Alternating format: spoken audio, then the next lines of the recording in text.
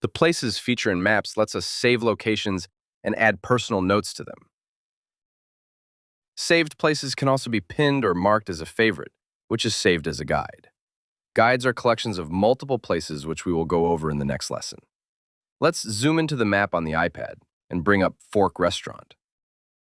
At the bottom of this panel, we have an add icon, a star, and a thumbs up. Tap the add button to save this location as a place. Notice there is now a check mark on the Fork Restaurant icon. Zoom out on the map, and the saved location remains visible longer than other locations. Keep zooming out, and the orange dot for the saved place remains visible.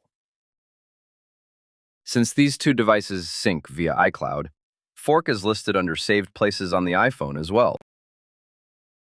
Notice we can add our own note for the saved place. These notes will only be visible on your devices. They are not public comments or reviews. Tap the More button, and we can pin this location.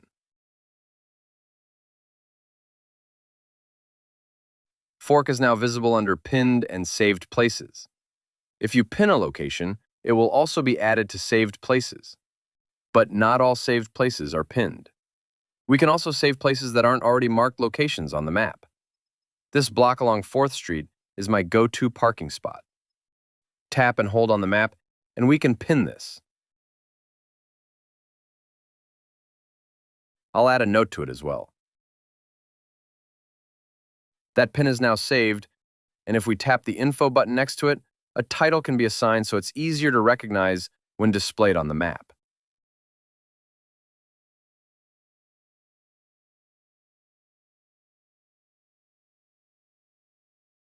We can also save a place from the search field with a tap on the Add button here,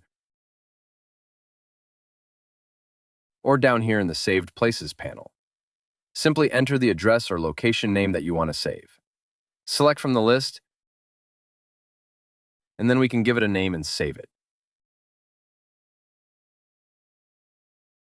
To remove a saved or pinned location, just swipe left on it in the list.